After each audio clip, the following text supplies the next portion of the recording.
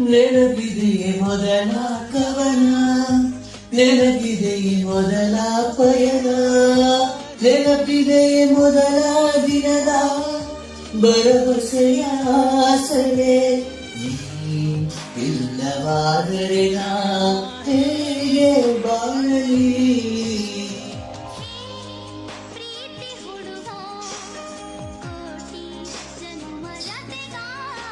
ನೀ ಅಮೃತಧಾರೆ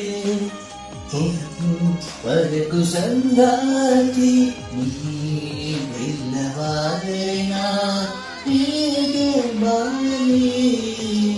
ನೀ ಅಮೃತಧಾರೆ.